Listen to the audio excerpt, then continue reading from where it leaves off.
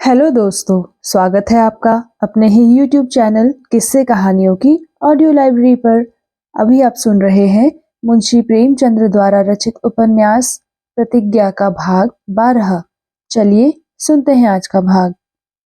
पूर्णा कितना ही चाहती थी कि कमला प्रसाद की ओर से अपना मन हटा ले, पर यह शंका उसके हृदय में समा गई थी कि कहीं इन्होंने सचमुच आत्महत्या कर ली तो क्या होगा। रात को वह कमला प्रसाद की उपेक्षा करके चली तो आई थी, पर शेष रात उसने चिंता में काटी। उसका विचलित हृदय पति भक्ति, संयम और व्रत के विरुद्ध भांति भांति की तर्कनाएं करने लगा। क्या वह मर जाती तो उसके पति क्या पुनर्विवाह न करते? अभी उनकी अवस्था ही क्या थी? 25 वर्ष की अवस्था में क्या विधुर का जीवन पालन करते? कदापि नहीं। अब उसे याद ही ना आता था कि पंडित वसंत कुमार ने उसके साथ कभी इतना अनुरक्त प्रेम किया था। उन्हें इतना अवकाश ही कहाँ था। सारे दिन तो दफ्तर में बैठे रहते थे। फिर उन्होंने उसे सुख ही क्या पहुंचाया। एक एक पैसे की तंगी रहती थी। सुख क्या पहुंचाते।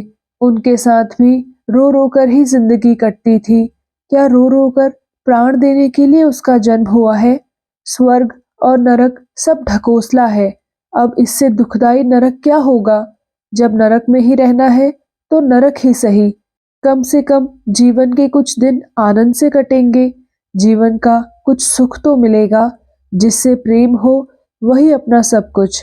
विवाह और संस्कार सब दिखावा है। 4 अक्षर संस्कृत पढ़ लेने से क्या होता है? मतलब तो यही है ना कि किसी प्रकार स्त्री का पालन पोषण हो। हाँ, इस चिंता में कोई क्यों मरे। विवाह क्या स्त्री को पुरुष से बांध देता है? वह भी मन मिले का ही सौदा है। स्त्री और पुरुष का मन ना मिला तो विवाह क्या मिला देगा। बिना विवाह हुए स्त्री पुरुष आजीवन प्रेम से रहते हैं। कुत्सित भावनाओं में पूर्णा ने भोर कर दिया। प्रातःकाल वह बालों में कंघी कर रही थी कि सुमित्रा आकर खड़ी हो गई। पूर्णा ने मृदु भाव से कहा, बैठो बहन, आज तो बड़े सवेरे नींद खुल गई। सुमित्रा ने तीव्र स्वर में कहा, नींद आई ही किसे थी? पूर्णा बोली, न जाने किस तबीयत के आदमी है। सुमित्रा बोली, क्या तुमने अभी तक उनकी चाह नहीं पाई? तुम तो इन बातों में चतुर हो। पूर्णा ने आशंकित नेत्रों से उसकी ओर देखकर कहा, मैं यह विद्या नहीं पढ़ी हूं। सुमित्रा बोली, पहले मैं भी ऐसा ही समझती थी, पर अब मालूम हुआ कि मुझे धोखा हुआ था। पूर्णा ने क्रोध का भाव धारण करके कहा, तुम तो बहन आज लड़ने आई हो। सुमित्रा बोली, हाँ, आज लड़ने ही आई हूं। हम दोनों अब इस घर में नहीं रह सकती। पूर्णा ने इसका कुछ जवाब न दिया।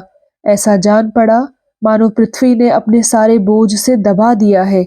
सुमित्रा ने फिर कहा, तुमने जब पहले पहल इस घर में कदम रखे थे तभी मैं खटकी थी। मुझे उसी वक्त यह संशय हुआ था कि तुम्हारा यौवन और उस पर सरस स्वभाव मेरे लिए घातक होगा। इसलिए मैंने तुम्हें अपने साथ रखना शुरू किया था। लेकिन होनहार को कौन टाल सकता था। मैं जानती हूँ तुम्हारा हृदय निष्कपट है। अगर तुम्हें कोई न छेड़ता तो तुम जीवन पर्यंत अपने व्रत पर स्थिर रहती। लेकिन पानी में रहकर हलकोरों से बचे रहना तुम्हारी शक्ति के बाहर था। बेलंगर की नाव नहरों में स्थिर नहीं रह सकती। पड़े हुए धन को उठा लेने में किसे संकोच होता है। मैंने अपनी आंखों से सब कुछ देख लिया है पूर्णा। तुम दुलक नहीं सकती।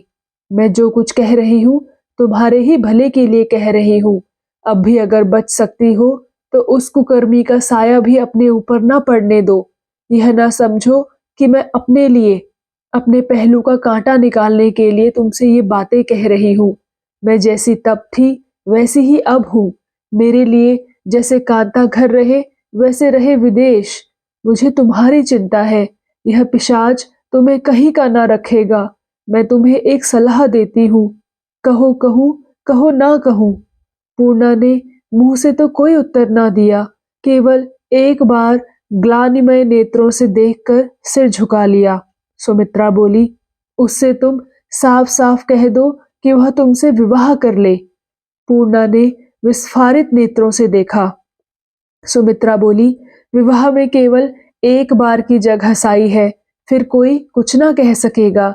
इस भांति लुक छिप कर मिलना तो आत्मा और परलोक दोनों का ही सर्वनाश कर देगा। उसके प्रेम की परीक्षा भी हो जाएगी। अगर वह विवाह करने पर राजी हो जाए तो समझ लेना कि उसे तुमसे सच्चा प्रेम है, नहीं तो समझ लेना उसने काम वासना की धुन में तुम्हारी आबरू बिगाड़ने का निश्चय किया है। अगर वह इनकार करे तो उससे फिर ना बोलना, ना उसकी सूरत देखना। मैं कहूँ लिख दूं कि वह विवाह करने पर कभी राजी ना होगा।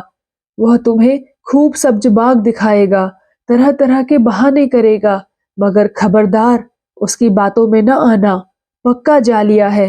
रही मैंने तो मन में ठान लिया है कि लाला के मुख में कालिख पोत दूंगी। भला से मेरी आबरू जाए, भला से सर्वनाश हो जाए, मगर इन्हें कहीं मुंह दिखाने लायक ना रखूंगी। पूर्णा ने आंखों में आंसू भरे हुए कहा, मैं ही क्यों ना मुंह में कालिख लगाकर कहीं डूब मरूं बहन।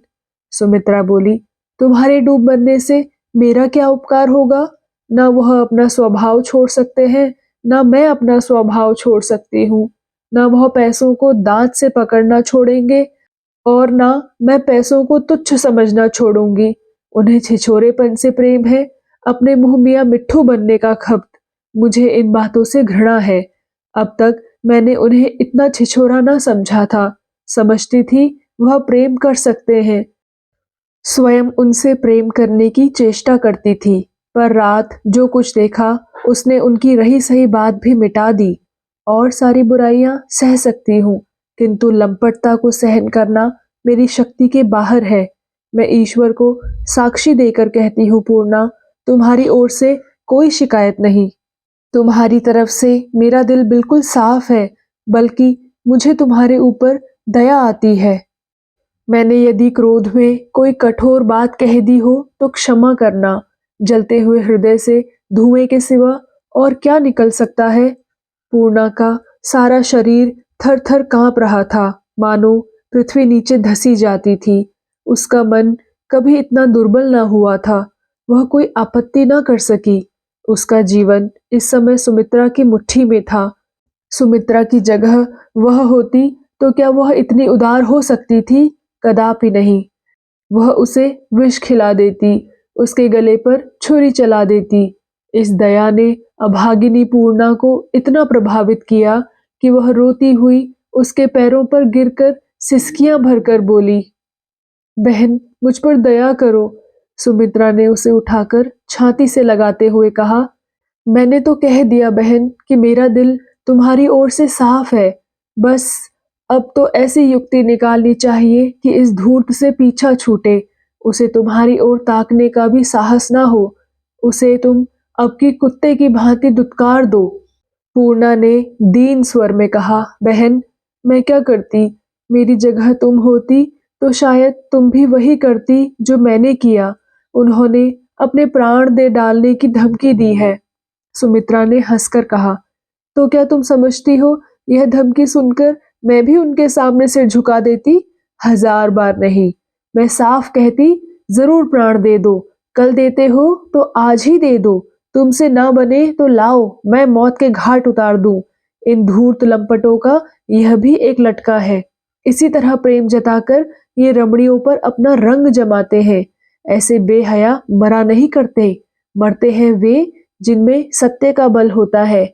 ऐसे विषय वासना के पुतले मर जाएं तो संसार स्वर्ग हो जाए।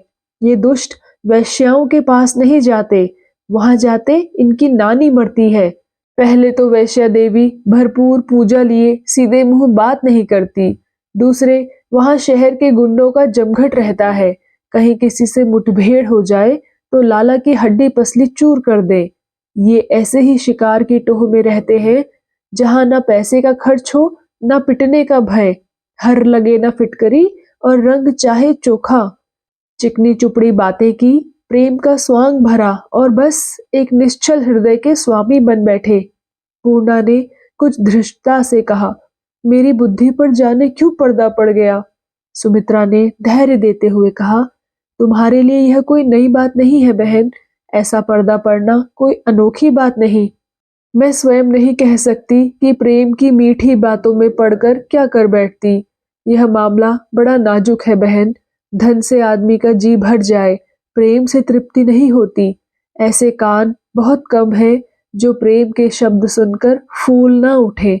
सहसा कमला प्रसाद हाथ में एक पत्र लिए हुए आया, पर द्वार के अंदर कदम रखते ही सुमित्रा को देखा तो कुछ झिझकते हुए बोला, पूर्णा, प्रेमा ने तुम्हें बुलाया है। मैंने गाड़ी जोतने को कह दिया है, चलो तुम्हें पहुंचा दूं।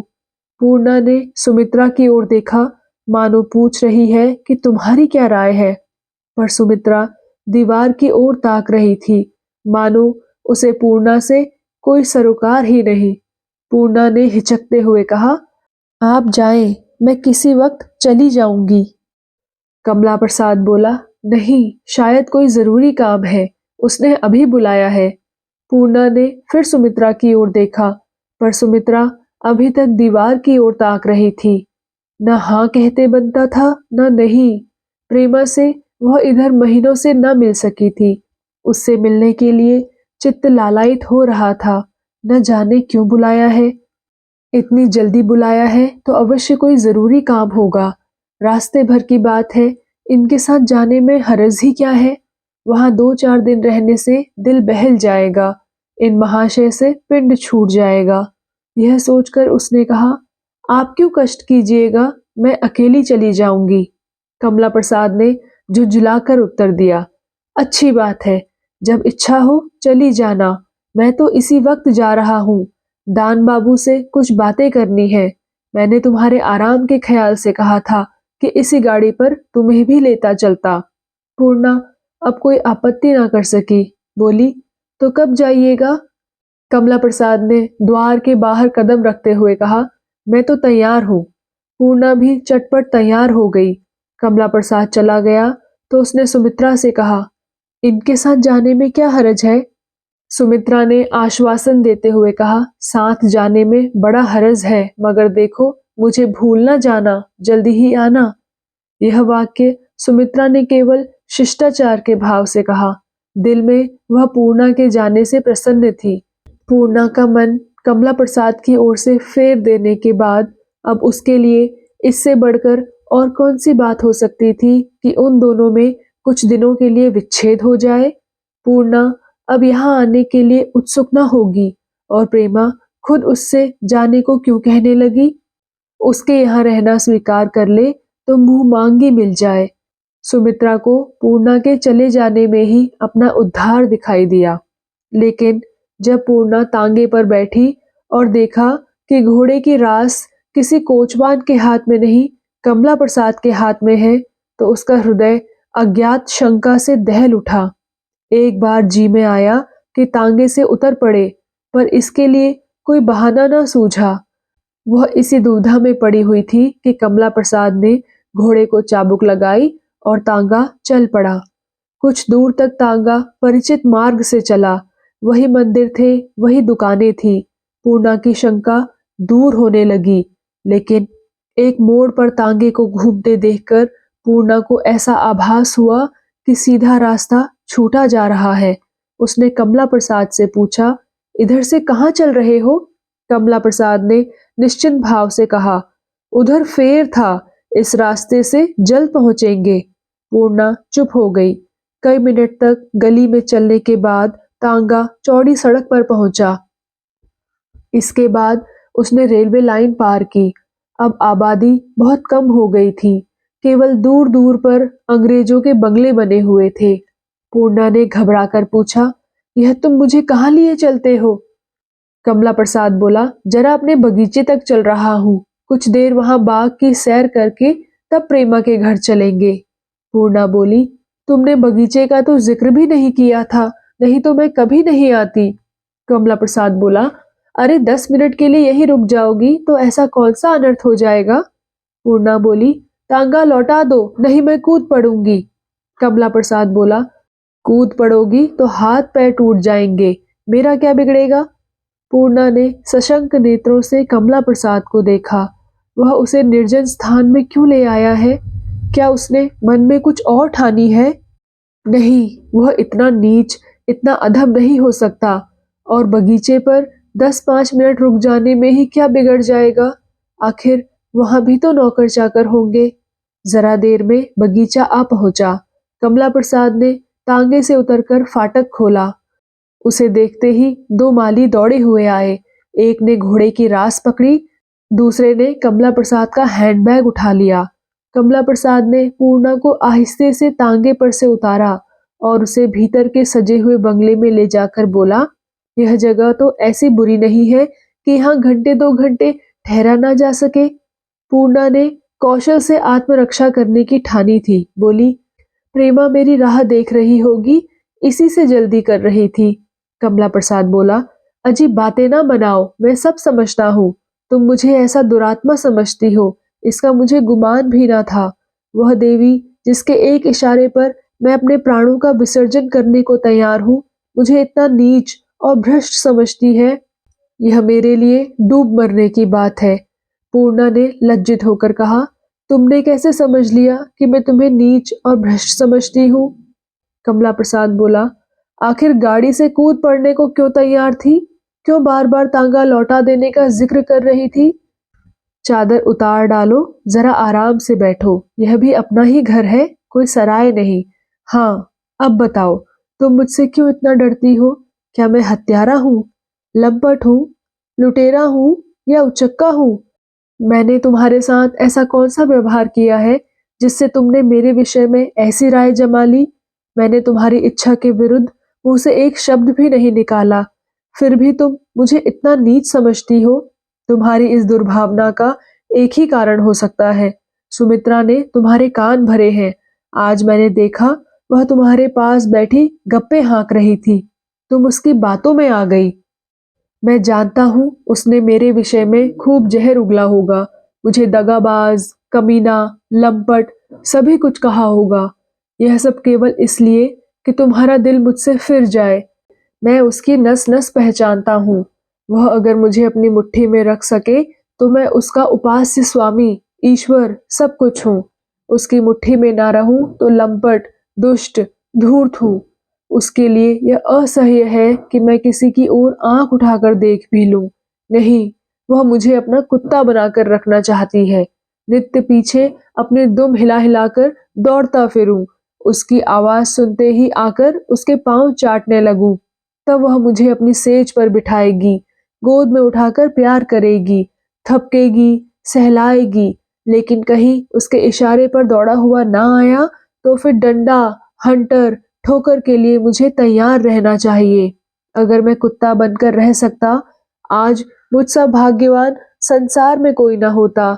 लेकिन दुर्भाग्य है कि मुझ में वह गुण नहीं। मैं पुरुष हूँ और पुरुष ही रहना चाहता हूँ। पूर्णा के हृदय से सुमित्रा का जादू उतरने लगा। अस्थिरता दुर्बल आत्माओं का मुख्य लक्षण है। उन पर न बातों के जमते देर लगती है न मिटते। बोली, वह तो सारा अपराध तुम्हारा ही बताती है। कमला प्रसाद बोला, हाँ हाँ, वह तो बताएगी ही, और क्या कहती थी? पूर्णा बोली, सैकड़ों बातें की, कहाँ तक कहूँ, याद भी तो नहीं। कमला प्रसाद बोला, तभी तुम मेरे साथ आते घबराती थी। तुम्हें यह बाग पसंद है क्या? पूर्णा बोली, जगह तो बुरी नहीं। कमला प्रसाद बोला, जी चाहता है एकाध महीना तुम्हें यहीं रखूं। पूर्णा बोली, सुमित्रा भी रहने पर राजी हो तब ना। कमला प्रसाद बोला, उसे तो मैं भूल कर भी ना लाऊं। पूर्णा बोली, तो मैं अकेली यहाँ कैसे रहूं? कमला प्रसाद बोला, तुम्हारे यहाँ रहने की किसी को खबर ही ना होगी।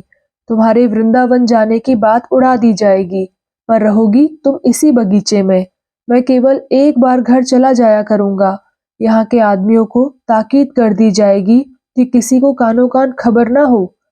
उस आनंद की कल्पना से मेरा हृदय नाच उठता है। वही जीवन मेरे सांसारिक आनंद का स्वर्ग होगा। कोई बात ईश्वर की इच्छा के बिना नहीं होती पूर्णा।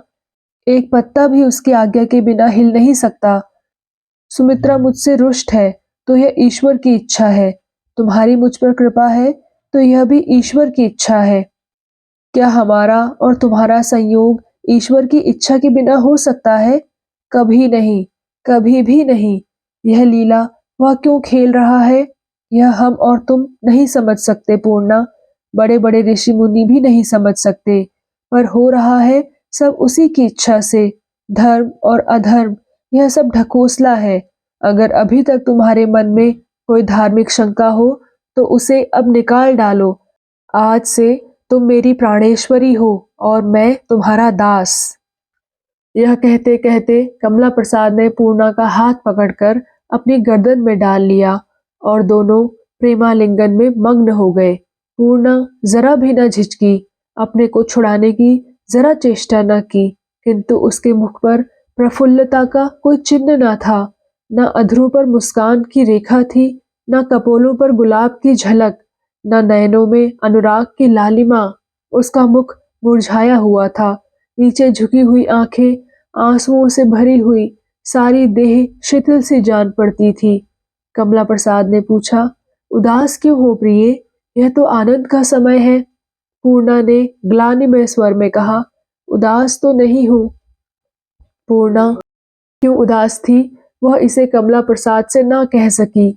उसे इस समय वसंत कुमार की याद न थी, धर्म की शंका न थी, बल्कि कमला प्रसाद के प्रगाढ़ आलिंगन में मग्न इस समय उसे यह शंका हो रही थी कि इस प्रणय का अंत भी क्या वैसा ही भयंकर होगा। निर्मम विधि लीला फिर उसका सुख स्वप्न तो न भंग कर देगी। वह दृश्य उसकी आंखों में फिर गया जब पहले पहल उसके स्वामी ने उसे गले लगाया था। उस समय उसका हृदय कितना निशंक, कितनी उमंगों से भरा हुआ था, पर इस समय उमंगों की जगह शंकाएं थी, बाधाएं थी। वह इसी गूढ़ चेतना की दशा में थी कि कमला प्रसाद ने धीरे से उसे एक कोच पर लेटा दिया और द्वार बंद करने जा रहा था कि पूर्णा ने उसके मुख की ओर देखा और चौंक पड़ी। कमला प्रसाद की दोनों आंखों से चिंगारियां सी निकल रही थी। वह आंतरिक उल्लास की दिव्य मधुर ज्योति न थी, यह किसी हिंसक पशु की रक्त क्षुधा का प्रतिबिंब था। इसमें प्रेमी की प्रदीप्त आकांक्षा नहीं, ग्रीष्म के मेघों का भीषण प्रवाह था। इसमें शरद ऋतु के निर्मल जल प्रवाह का कोमल संगीत नहीं, पावस की प्रलयंकारी बाढ़ का भयंकर नाद था। पूर्णा सहम उठी, झपट कर कोच से उठी, कमला प्रसाद का हाथ झटके से खींचा और द्वार खोलकर बरामदे में निकल आई। कमला प्रसाद ने क्रूर दृष्टि से देखकर कहा, क्यों क्यों पूर्णा, कहाँ जाती हो? पूर्णा ने निर्भय होकर कहा, मैं घर जाऊंगी, तांगा कहाँ है? कमला प्रसाद बोला, घर जाने की अभी क्या जल्दी है, तुम डर क्यों गई? पूर्णा बोली, तांगा लाओ, मैं जाऊंगी। कमला प्रसाद बोला, इतनी जल्दी तो तुम ना जा सकोगी पूर्णा, आखिर एकाएक तुम्हें यह क्या हो गया? पूर्णा बोली, कुछ नहीं हुआ, मैं यहाँ एक क्षण भर भी नहीं रहना चाहती। कमला प्रसाद बोला, और यदि मैं ना जाने दूं? पूर्णा बोली, तुम मुझे रोक नहीं सकते। कमला प्रसाद बोला, मान लो मैं रोक ही लूं तो? पूर्णा बोली, तो मैं चिल्लाकर शोर मचाऊंगी। कमला प्रसाद ने हंसकर कहा, तुम्हारा शोर सुनने वाला यहाँ है ही कौन? तुम अब मेरे काबू में हो, अब यहाँ से बचकर नहीं जा सकती। दोनों माली मेरे नौकर हैं, वे अब कभी ना आएंगे। तीसरा आदमी यहाँ मील भर तक नहीं। पूर्णा ने कमला प्रसाद की ओर आग्नेय नेत्रों से देखकर कहा, कमला बाबू, मैं हाथ जोड़कर कहती हूँ, मुझे तुम यहाँ से जाने दो, नहीं तो अच्छा ना होगा। सोचो, अभी 1 मिनट पहले तुम मुझसे कैसी बातें कर रहे थे। क्या तुम इतने निर्लज्ज हो कि मुझ पर बलात्कार करने के लिए भी तैयार हो? लेकिन तुम धोखे में हो। मैं अपना धर्म छोड़ने के पहले या तो अपने प्राण दे दूंगी या तुम्हारे प्राण ले लूंगी। कमला प्रसाद ने हंसी उड़ाते हुए कहा, तब तो तुम सचमुच वीर महिला हो, मगर खेद यही है कि यह रंगमंच नहीं है। यहाँ तुम्हारी वीरता पर तालियां बजाने वाला कोई नहीं है। यह कहते हुए कमला प्रसाद ने एक कदम आगे रखा और चाहा कि पूर्णा का हाथ पकड़ ले। पूर्णा पीछे हट गई। कमला प्रसाद और आगे बढ़ा। सहसा पूर्णा ने दोनों हाथों से कुर्सी उठा ली और उसे कमला प्रसाद के मुंह पर झोंक दिया। कुर्सी का एक पाया पूरे जोर के साथ कमला प्रसाद के मुंह पर पड़ा नाक में गहरी चोट आई और एक दांत भी टूट गया। कमला प्रसाद इस झोंके से ना संभल सका। चारों खाने चित्त जमीन पर गिर गया। नाक से खून जारी हो गया। उसे मूर्छा आ गई। उसे इसी दशा में छोड़कर पूर्णा लपक कर बगीचे से बाहर निकल आई। सड़क पर सन्नाटा था। पूर्णा को अब अपनी जान बचाने की फिक्र थी। कहीं उसे कोई पकड़ ना ले। कैदी बनकर हथकड़ियां पहने हुए हजारों आदमियों के सामने जाना उसके लिए असह्य था। समय बिल्कुल ना था। छिपने की कहीं जगह नहीं। एकाएक उसे एक छोटी सी पुलिया दिखाई दी। वह लपक कर सड़क के नीचे उतरी और उसी पुलिया में घुस गई। इस समय उस अबला की दशा अत्यंत कारुणिक थी। छाती धड़क रही थी। प्राण नहों में समाये थे। जरा भी खटका होता तो वह चौंक पड़ती। सड़क पर चलने वालों की परछाई नाले में पड़ते देखकर उसकी आंखों में अंधेरा सा छा जाता। कहीं उसे पकड़ने कोई ना आता हो। अगर कोई आ गया तो वह क्या करेगी? उसने एक ईंट अपने पास रख ली थी। इसी ईंट को वह अपने सिर पर पटक देगी। पुलिस वालों के पंजे में फंसने से सिर पटक कर मर जाना कहीं अच्छा था। सड़क पर आने जाने वालों की हलचल सुनाई दे रही थी। उनकी बातें भी कभी कभी कानों में पड़ जाती थी। एक माली बद्री प्रसाद को खबर देने को दौड़ा गया था। 1 घंटे के बाद सड़क पर से एक बग्घी निकली। मालूम हुआ बद्री प्रसाद आ गए। आपस में क्या बातें हो रही होंगी?